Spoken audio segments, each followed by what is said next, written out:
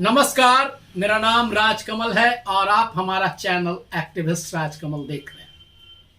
खबर सांख्यिकी स्वयंसेवक को लेकर है। 22 तारीख को मुख्यमंत्री नीतीश कुमार जी का प्रोग्राम नवादा के भगवानपुर पंचायत के कबीरपुर गांव में था, जहां मेरे द्वारा मेरे प्रखंड अध्यक्ष पंकज केसरी सहित कई साथियों, नारदीगंज के कई साथी थे साथ में, हम लोगों ने मुख्यमंत्री को अपना ज्ञापन दिया वहां और सांख्यिकी संघ से समर्थन नारे भी लगाकर मुख्यमंत्री के भी जयकारे भी लगाया और आवेदन वहां हम लोग ने दिया। वहां अच्छा देर मुख्यमंत्री जी हम लोग की बात को सुने, हमारे आवेदन को पढ़े भी, 2-3 बार उसको देखे भी, अच्छा लगा। उससे भीड़ में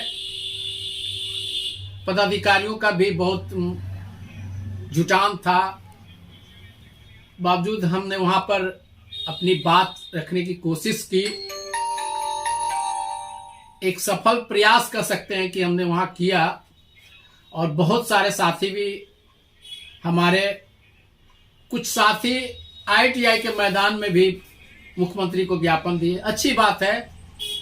2 जगह कार्यक्रम था लगभग, एक जगह मैंने, एक जगह हमारे संघ के साथी सुरेंद्र दास के नेतृत्व में भी आवेदन दिया गया। अच्छी बात है।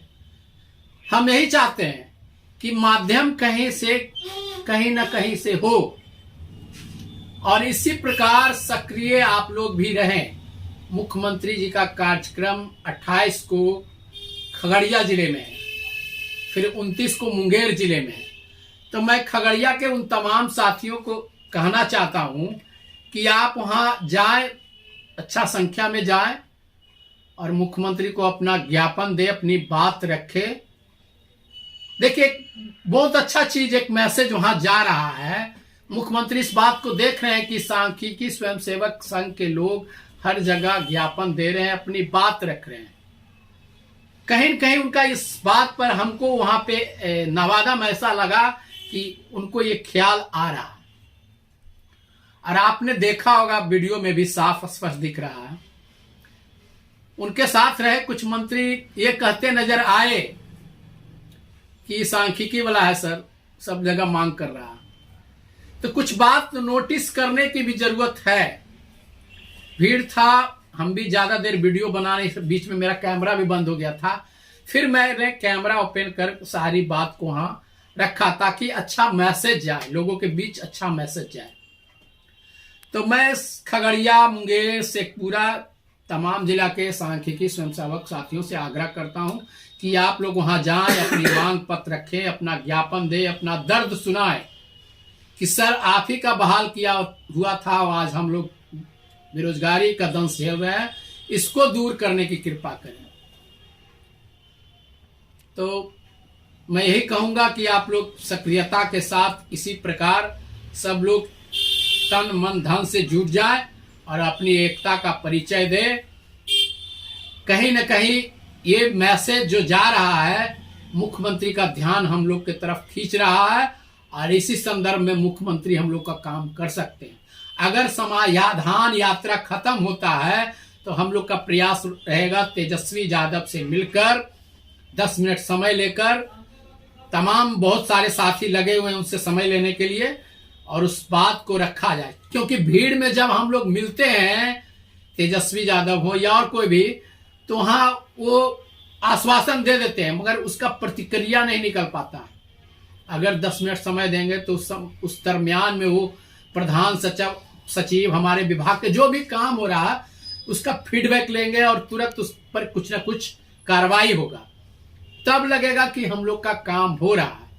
एक तरफ बहुत साथी, हमारे साथी जो कह रहे हैं कि काम हुआ नहीं, हो चुका है। तो मैं पूछता हूं सर कि अगर काम हो ही गया है तो फिर हम लोग कर रहे हैं क्या? आप इस बात का दावा क्यों कर रहे हैं केवल इस आधार पे कि त्रिस्तरीय में सांख्यिकी स्वयंसेवक का मामला है? तो मैं पूछता हूं, त्रिस्तरीय में सांख्यिकी का मामला रहने से मेरा काम हो चुका है, इसकी गारंटी आप कैसे ले रहे हैं? और आप तारीख पर तारीख भी दे रहे हैं। 28 तारीख को भी आपके द्वारा समय दिया गया।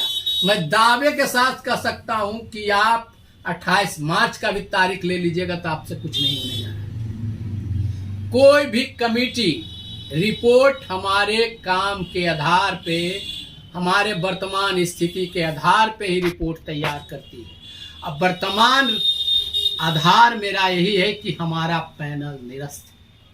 विधानसभा में भी जब क्वेश्चन होता है तो उसका जवाब यही आता है कि 2016 में विधानसभा में बैठक कर सांख्यिकी स्वयंसेवकों का पैनल निरस्त कर दिया गया। तो आप किस आधार पर दावा करते हैं? आपके खोखले और झूठे दावे, इसमें कुछ फ्रॉड किस्म के भी लोग हैं जो पहले भी फ्रॉड कर चुके हैं सांख्यिकी स्वयंसेवक के साथ। वो लोग भी तरह तरह का वीडियो बना बना कर अपलोड कर रहे हैं। तो क्यों ऐसा कर रहे हैं आप? अपने साथी, अपने लोगों को क्यों बरगला रहे हैं? ठीक है, मान लिया त्रिस्तरीय में कमेटी में मामला है तो उससे क्या हो जाएगा? अगर नहीं आपका रिपोर्ट आया, आपके पक्ष में नहीं आया, देन व्हाट वुड हैपन? क्या होगा फिर? क्या कर लिए? फिर तो हम लोग जीरो पे आ जाएंगे। तो हमारा राजनीतिक प्रयास के साथ साथ हम एक ही चीज कहेंगे कि अति के बाद एक आंदोलन किया जाए और मुख्यमंत्री से कहा जाए कि 10 लाख नौकरी और 10 लाख रोजगार कहाँ है। बड़ा बैनर बनाकर गर्दनी बाग में धरना दिया जाए, मैसेज जाए, क्योंकि अगर हम लोग वहां धरना प्रदर्शन करेंगे तो उधर से वार्ता के लिए सरकार के लोग आएंगे और उसका जवाब भी देंगे। तो ये बहुत बड़ी चीज है। हम लोग ऐसा करें, सरकार से जवाब ले। ये हमारे लिए आंदोलन, हम पूछेंगे बड़ा बैनर बना 10 लाख नौकरी और 10 लाख रोजगार कहाँ है। अगर है तो सबसे पहला अधिकार सांख्यिकी स्वयंसेवकों का है, क्योंकि सांख्यिकी स्वयंसेवक है जो पहले रोजगार देकर उसको रोजगार से वंचित कर दिया गया, आज बेरोजगारी में है। बाकी जितना संगठन है, कार्यपालक सहायक, पीआरएस, सब संविदा पे, मानदेय पे काम कर रहे हैं। अभी तक उन लोगों का कहीं समायोजन नहीं हुआ है। जो इतने वर्षों से काम कर रहे हैं उनका समायोजन हुआ नहीं, फिर किस आधार पे आप कह रहे हैं कि सांख्यिकी स्वयंसेवक का समायोजन होगा? धन्यवाद। जी सर, कुछ कहना चाहता हूँ। बहुत अच्छा लगा आपकी बातें को सुनकर और बहुत सारी जानकारी हुई है हमें आपके द्वारा कि हमारे जिला अध्यक्ष जो हैं ये राजकमल जी, इनके द्वारा में ये भी जानकारी मिल रही है कि जो समाधान, इस समाधान यात्रा में जो हमारे माननीय मुख्यमंत्री बिहार के जो हैं वो हर डिस्ट्रिक्ट, हर प्रखंड में घूर घूर के जा रहे हैं और सारे एसबी अपनी समस्याओं को नीतीश सर से, मतलब कि हमारे मुख्यमंत्री से अवगत करा रहे हैं। लेकिन एक तरफ है कि हम आते हैं त्रिस्तरीय में, इन मतलब कि हमारे अध्यक्ष लोग, बहुत से लोग जो सोशल मीडिया के द्वारा या फिर हमें पेपर के माध्यम से जो कहते हैं कि कोई कहता है कि कोर्ट में जाओ, कोई कहता है निरस्त हो गया, कोई कहता है तरह तरह की बातें, और कोई ज्ञापन देता है। हमें ये बताइए सर कि आपका चयन कैसे हुआ है एसबी में? उस प्रक्रिया पहले मैं हमको एक जवाब दीजिए कि आपका जो चयन किस प्रक्रिया से हुई थी? चयन विज्ञापन के आधार पे हुआ था। बिहार सरकार के द्वारा विज्ञापन निकाला गया। चयन हुआ, परीक्षा हुआ, टेस्ट हुआ, सब कुछ हुआ, सारा कुछ हुआ। उस फिर उसके काम दिए, एडमिट कार्ड मिला वगैरह, काम का थी मिला, सब कुछ किया, सारा कुछ। लेकिन जब डिजॉल्व किए हैं हमारे सरकार तो किसी भी एसबी के पास ऐसा क्यू लेटर अभी तक नहीं भेजा गया है कि आपको इस काम से, मतलब जो काम हमने खड़ा किए थे वो हट गए हैं। क्या आपने ऐसा पेपर देखे डायरेक्ट वो अपने, मतलब कि इसको इस चीज़ को ऑटोमेटिक बात तरह जो भी वर्कर थे उनको हटा देना बिना नोटिस के, ये कैसे मुमकिन है? सबके पास पर्सनल होने चाहिए ना। ऐसा इंक्वायरी किए कि भेजे कि नहीं भेजे? सरकार किसी को अर्ज से फर्श तक पहुंचा सकता है। सरकार नीतिगत फैसला लेने का अधिकार मुख्यमंत्री को है, और मुख्यमंत्री अगर पैनल निरस्त नहीं कर दिया तो न्यूज में, आपका पेपर में, फिर हम लोग केस कैसे किए? निरस्त किया तभी तो हम लोग केस किए। तो न्यूज में और पेपर में बहुत सारे ऐसे भी मैसेजेस देखे हैं, बहुत सारे मतलब कि न्यूज भी पढ़े हैं, लेकिन न्यूज तक गिरा था, क्योंकि अधिकतर लोगों की मानसिकता है कि न्यूज गलत होता है। लेकिन क्या होता है, रिटेन मतलब लिखित में अगर हम किसी में काम कर रहे हैं और काम करते करते जब हम किसी कंपनी से जुड़ते हैं तो वो हमें एक्सेप्ट करती है, ग्रहण करती है, तो कुछ मतलब कि होता है, बॉन्डिंग होता है या कुछ भी।